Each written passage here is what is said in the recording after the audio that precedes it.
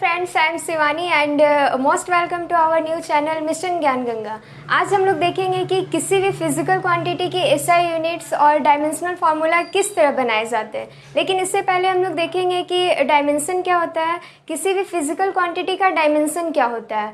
हम लोग डायमेंशन को देखेंगे आज 3 डेफिनेशन के थ्रू, उसे समझेंगे।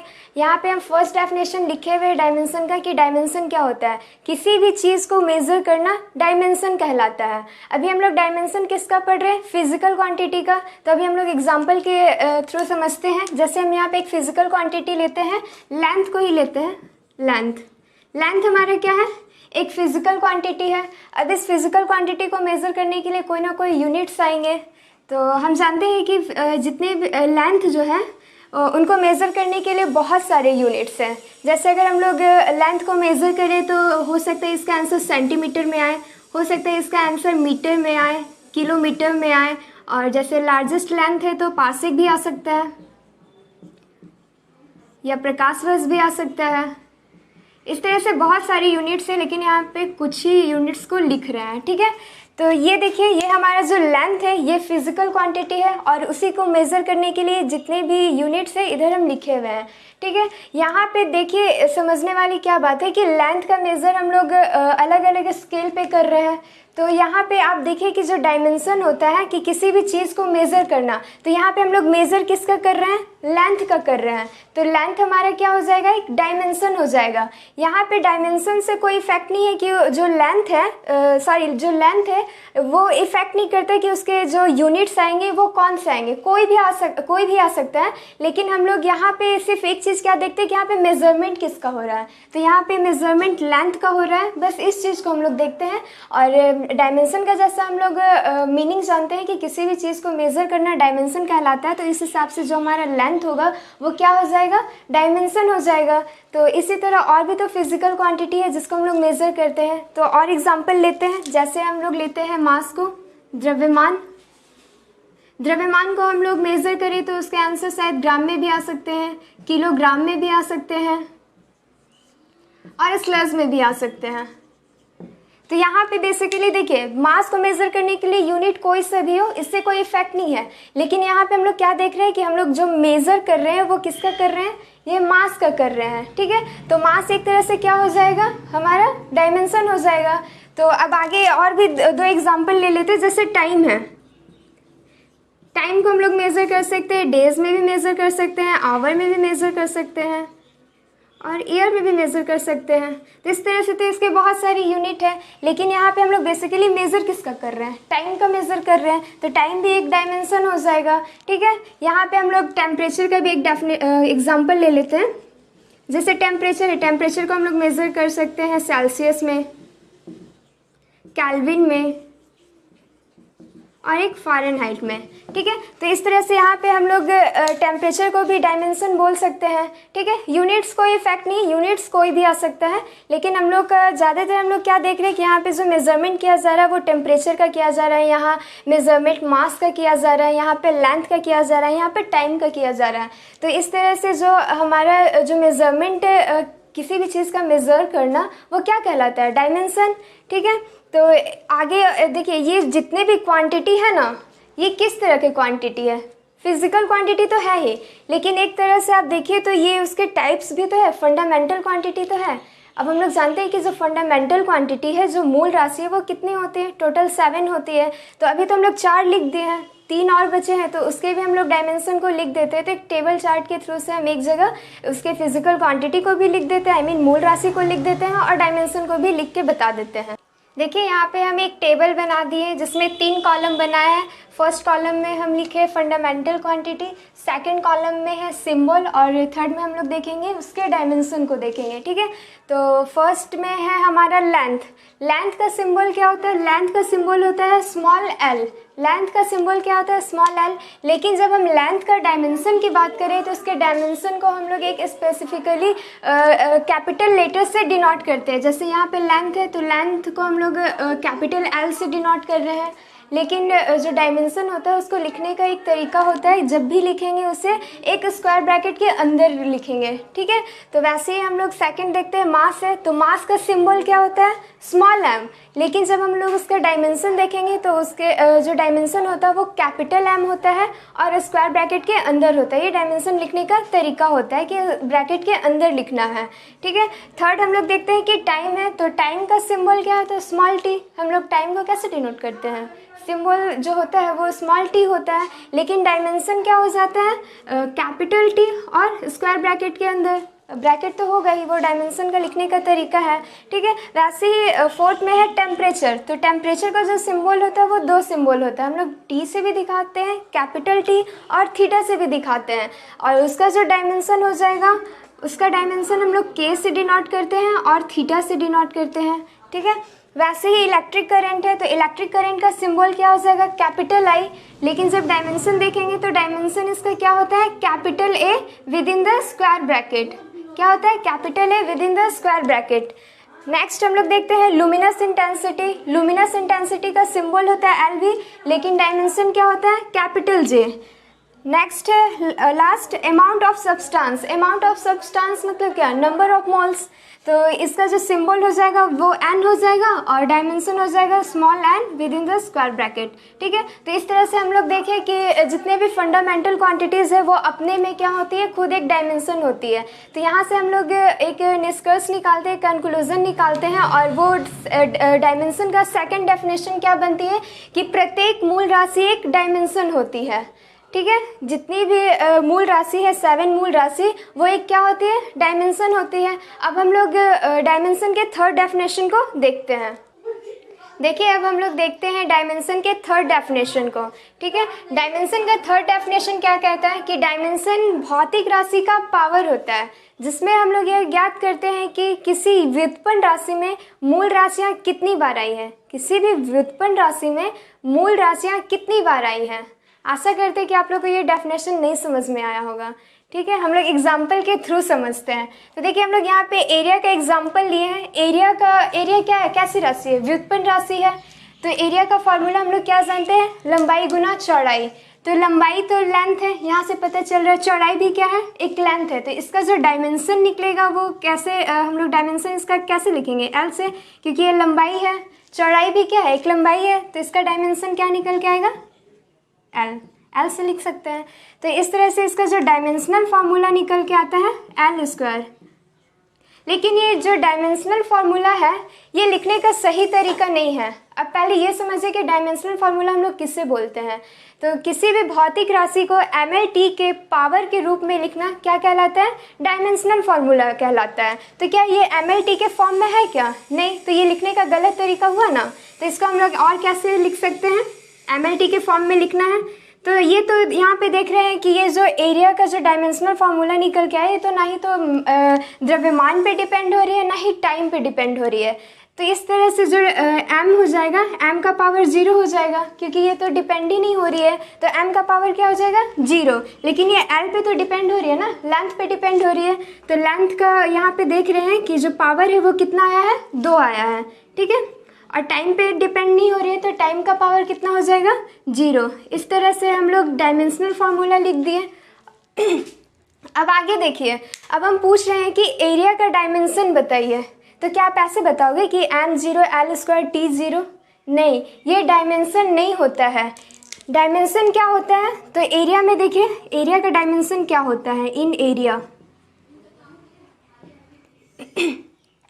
पहले आप डेफिनेशन को समझिए कि क्या कह रहा है। डायमेंशन भौतिक राशि का पावर होता है, जिससे हमें ज्ञात किया जाता है कि किसी व्युत्पन्न राशि में, एरिया क्या है, एक व्युत्पन्न राशि है, और उस राशि में मूल राशियाँ कितनी बार आई है। तो जो हमारा mLT है ना, वो क्या है, मूल राशि है। अब इसी में हम लोग को देखना है कि जो मूल राशि है वो कितनी बार आई है। तो यहाँ पे हम लोग एरिया में डायमेंशन जब बताएंगे तो m का डायमेंशन क्या आएगा, यानी द्रव्यमान का डायमेंशन क्या आएगा, द्रव्यमान का डायमेंशन क्या आएगा, द्रव्यमान तो डिपेंड ही नहीं हो रहा है, यानी m का पावर 0 है। तो इस तरह से द्रव्यमान का डायमेंशन क्या निकल के आ जाएगा, 0। फिर अगर लंबाई का डायमेंशन देखा जाए द्रव्यमान का डायमेंशन क्या बताया जा रहा है कि व्युत्पन्न राशि में मूल राशियाँ कितनी बार आई है। एरिया हमारा व्युत्पन्न राशि और अभी हम लोग लेंथ हमारा क्या है मूल राशि, तो हम लोग लेंथ का डायमेंशन देखना चाह रहे हैं कि वो कितनी बार आया है। तो कितनी बार आया है, 2 बार आया है। तो इस तरह से लंबाई का जो डायमेंशन निकल के आ गया 2 और टी समय का डायमेंशन, समय तो इस पर डिपेंड ही नहीं हो रहा क्योंकि एरिया को सिर्फ लेंथ में ही मेजर किया जा रहा है। एरिया को सिर्फ लेंथ में ही मेजर किया जा रहा है, इसलिए तो ना मास पे डिपेंड कर रही है ना टाइम पे डिपेंड कर रही है। तो इस तरह से एरिया में जो द्रव्यमान का डायमेंशन निकल के आया वो 0, लंबाई का डायमेंशन 2 और समय का डायमेंशन 0। ठीक है, अब आप लोग को क्लियर हो रहा होगा कि जो थर्ड डेफिनेशन डायमेंशन का क्या कहना चाह रहा है कि किसी व्युत्पन्न राशि में मूल राशियाँ कितनी बार आई हैं। तो डायमेंशन हम लोग यहाँ पे दिखा दिए हैं कि जो मूल राशि है वो कितनी बार आई है। तो हमारा मूल राशि द्रव्यमान है वो 0 बार आई है, 1 भी बार नहीं आई है। कहने का मतलब लंबाई हमारी 2 बार आई है और समय 1 भी बार नहीं आया। ठीक है, तो अभी तक हम लोग जो 3 डेफिनेशन पढ़े उसको एक बार रिकॉल कीजिए कि हम लोग जो डायमेंशन का तीनों डेफिनेशन क्या क्या पढ़े। फर्स्ट में हम लोग क्या पढ़े थे कि किसी भी चीज़ को मेजरमेंट करना डायमेंशन कहलाता है। सेकंड में हम लोग क्या पढ़े कि प्रत्येक मूल राशि खुद में एक डायमेंशन होती है। और थर्ड में तो आप लोग देख ही रहे कि अभी हम लोग बताएं कि किसी व्युत्पन्न राशि में मतलब जो भौतिक राशि है, भौतिक राशि का पावर, भौतिक राशि का जो पावर होता है उसे हम लोग क्या ज्ञात करते हैं कि किसी व्युत्पन्न राशि में मूल राशियाँ कितनी बार आई हैं। आशा करते हैं कि आप लोग ये डेफिनेशन क्लियर हुआ होगा। अब हम लोग आगे देखते हैं कि एक चार्ट के ही हेल्प से हम लोग समझ जाएंगे कि किसी भी भौतिक राशि का एसआई यूनिट कैसे निकाला जाता है और उसके डायमेंशनल फॉर्मूला को कैसे निकाला जाता है। ठीक है, इससे पहले हम लोग जितना भी चीज़ पढ़े हैं वो सब कुछ बेसिक था, सबका हम लोग डेफिनेशन पढ़ रहे थे। लेकिन अब जो पढ़ेंगे वो एग्ज़ाम पॉइंट ऑफ व्यू से इम्पॉर्टेंट होने वाला है। क्यों? क्योंकि एग्ज़ाम में किसी फिजिकल क्वांटिटी के बेसिक फार्मूला पूछ लिए जाते हैं, एसआई यूनिट्स पूछ लिए जाते हैं या कभी कभी उनके डायमेंशनल फार्मूला को भी पूछ लिए जाते हैं। तो अब हम लोग देखेंगे 1 बाय 1 करके देखेंगे। यहाँ पे हम लोग 7 फिजिकल क्वांटिटी को लिए हैं। अब उनके बेसिक फार्मूला को देखेंगे, एसआई यूनिट को देखेंगे और डायमेंशनल फार्मूला को देखेंगे। सब कुछ एक साथ में देखते हुए चलेंगे। लेकिन यहाँ पे एक ध्यान दीजिएगा कि आपको किसी भी फिजिकल क्वांटिटी का एसआई यूनिट याद करने का जरूरत नहीं है और ना ही डायमेंशनल फार्मूला याद करने का जरूरत है। आपको सिर्फ याद करना है तो सिर्फ आपको बेसिक फार्मूला याद करना है। आप सिर्फ बेसिक फार्मूला याद कर लेंगे ना तो इससे बेसिक फार्मूला से हमारा एसआई यूनिट बन जाता है और इसी एसआई यूनिट से हमारा डायमेंशनल फार्मूला मिल जाता है। मतलब हम लोग बना लेते हैं डायमेंशनल फार्मूला को। ठीक है, तो हमारा ज़्यादा फोकस किस पे रहेगा कि हम लोग को ज़्यादा फोकस रहेगा बेसिक फार्मूला याद करने का। बाकी हम लोग एसआई यूनिट डायमेंशनल फार्मूला खुद से बना सकते हैं। अभी हम लोग दिखाएंगे कि कैसे बनता है। चलिए अब हम लोग देखते हैं एरिया को देखते हैं। एरिया का बेसिक फार्मूला क्या होता है, सभी को पता होता है। एरिया का फार्मूला होता है लंबाई गुना चौड़ाई। अब हम यहाँ पे देखिए एसआई यूनिट्स लिखे हैं, तो जब भी एसआई यूनिट्स की बात करें तो लेंथ को मेज़र करेंगे मीटर में, द्रव्यमान को मेज़र करेंगे किलोग्राम में, टाइम को मेज़र करेंगे सेकंड में। आपको पहले भी हम बता दिए हैं जितने भी फिजिकल क्वांटिटीज़ है उसके एसआई यूनिट्स के बारे में। तो यहाँ पे देखिए लंबाई है तो लंबाई का जो यूनिट आएगा वो क्या आएगा, मीटर। और ये जो चौड़ाई है, चौड़ाई भी एक तरह से लेंथ ही है, तो उसका हम लोग एसआई यूनिट क्या लेंगे, उसको हम लोग मेज़र किस में करते हैं, मीटर में। तो इस तरह एसआई यूनिट बन के क्या आया, मीटर स्क्वायर। अब इसी एसआई यूनिट से हम लोग डायमेंशनल फार्मूला बनाएंगे। तो ये तो मीटर जो है वो किसका यूनिट है, लेंथ का, तो इसका डायमेंशनल फार्मूला निकल के क्या आएगा, एल। लेकिन क्या ये लिखने का सही तरीका है, नहीं। हम लोग एमएलटी के फॉर्म में लिखते हैं डायमेंशनल फार्मूला को। तो यहाँ पे तो एम नहीं है, ना ही तो यहाँ पे मास है, ना ही तो यहाँ पे टाइम है, केवल और केवल क्या है, लेंथ का यूनिट है। तो यहाँ पे एम का पावर क्या हो जाएगा, 0, एल का पावर 2 और टाइम का पावर 0। इस तरह से एरिया का जो डायमेंशनल फार्मूला निकल के क्या आया, m0 l स्क्वायर t0। अब हम लोग देखते हैं वॉल्यूम का बेसिक फार्मूला क्या होता है। वॉल्यूम का जो बेसिक फार्मूला होता है लंबाई गुना चौड़ाई गुना ऊंचाई। तो ये सारे लेंथ के ही यूनिट, लेंथ ही है एक तरह से। तो ये सारे के यूनिट्स क्या हो जाएंगे, metre into metre into metre, मिला के क्या आ जाएगा, मल्टीप्लाई करके मीटर क्यूब। ठीक है, तो इसका डायमेंशनल फार्मूला निकल के क्या आ जाएगा, क्या ये मास पे डिपेंड है, नहीं। तो m का पावर 0, ये मीटर क्या है, लेंथ है, तो लेंथ का हम लोग यहाँ पे डायमेंशन लिख दिए। लेकिन ये लेंथ कितनी बार आया है, 3 बार। तो यहाँ पे इसका पावर कितना हो जाएगा 3। क्या ये टाइम पे डिपेंड है? नहीं, तो टाइम का पावर कितना हो जाएगा 0। तो इस तरह से वॉल्यूम का जो डायमेंशनल फार्मूला निकल के आया क्या है m0 l³ और t0। वैसे अब हम लोग देखते हैं डेंसिटी। डेंसिटी का मतलब होता है घनत्व। इसका बेसिक फार्मूला क्या हो जाता है मास बाय वॉल्यूम। तो मास को हम लोग किस में मेजर करेंगे केजी में, डिवाइडेड बाय वॉल्यूम को ये अभी हम देखें कि इसका ऐसा यूनिट क्या होता है मीटर क्यूब। तो यहाँ पे हम लोग डायरेक्ट लिख देते हैं मीटर क्यूब। अब ये केजी को तो ऐसे ही लिख दिया। अब इस मीटर क्यूब को हम लोग ऊपर लेके जाएंगे तो पावर क्या हो जाएगा -3। ये +3 में था लेकिन ऊपर जाके इसका पावर क्या हो जाएगा -3। तो इसका डायमेंशनल फार्मूला कैसे लिखेंगे? ये केजी है यानी m का पावर 1 हो जाएगा। ये मीटर है यानी l का पावर -3 हो जाएगा। और ये टाइम पे तो डिपेंड ही नहीं कर रहा है, तो टाइम का पावर कितना हो जाएगा 0। तो इस तरह से जो डेंसिटी है उसका डायमेंशनल फार्मूला निकल के क्या है m l का पावर -3 एंड t का पावर 0। अब स्पीड का देखते हैं। स्पीड या वेलोसिटी, देखिए स्पीड और वेलोसिटी दोनों का जो बेसिक फार्मूला होता है, एक स्पीड का होता है डिस्टेंस बाय टाइम और वेलोसिटी का फार्मूला होता है डिस्प्लेसमेंट बाय टाइम। तो यहाँ पे देखिए जो डिस्टेंस है उसको भी हम लोग मेज़र करते हैं मीटर में, और जो वेलोसिटी है मतलब डिस्प्लेसमेंट बाय टाइम, डिस्प्लेसमेंट को भी हम लोग मेज़र करते हैं मीटर में ही। तो इस तरह से ऐसा यूनिट ये दोनों को सेम बनेंगे। क्यों? यहाँ पे देखिए डिस्टेंस को हम लोग मेज़र करते हैं मीटर में और जो टाइम होता है वो हमारा सेकंड में है। तो इस तरह से हमारा जो ऐसा यूनिट बनेगा m, और ये वाला सेकंड को हम लोग ऊपर लेके जाएंगे यानी s का पावर स्मॉल s का पावर -1। तो इस तरह से जो स्पीड का ऐसा यूनिट्स निकल के आया है वो क्या निकल के आया है मीटर पर सेकेंड। अगर हम वेलोसिटी की बात करें तो वेलोसिटी क्या हो जाएगा displacement by time. Displacement by time, तो डिस्प्लेसमेंट को भी तो हम लोग मीटर में ही मेज़र करते हैं। तो इस तरह से यहाँ पे टाइम का सेकंड हो जाएगा, तो जो वेलोसिटी आएगा वो इसी डिस्टेंस के इक्वल ही आएगा। यानी वेलोसिटी और स्पीड दोनों का जो एसआई यूनिट होता है वो सेम होता है, और जब एसआई यूनिट सेम है तो उसका डायमेंशनल फार्मूला भी सेम आएंगे। तो इसलिए हम एक का लिख दे रहे हैं, आप लोग बस याद रखेंगे कि जो स्पीड होता है वेलोसिटी होता है दोनों का एसआई यूनिट सेम होता है, इस तरह से डायमेंशनल फार्मूला भी सेम ही होगा। तो यहाँ पे डायमेंशनल फार्मूला लिख देते हैं। क्या हो जाएगा, मास पे तो ये डिपेंड नहीं है तो मास का पावर 0, ये मीटर लेंथ का है तो L 1 नहीं लिखेंगे तो चलेगा, और t का पावर क्या हो जाएगा -1। ठीक है, इस तरह से डायमेंशनल फार्मूला निकल के क्या आया m l t का power -1, sorry m0 l t का पावर -1। अब वैसे ही नेक्स्ट देखते हैं एक्सेलरेशन, त्वरण। तो त्वरण का फार्मूला क्या होता है वेलोसिटी बाय टाइम।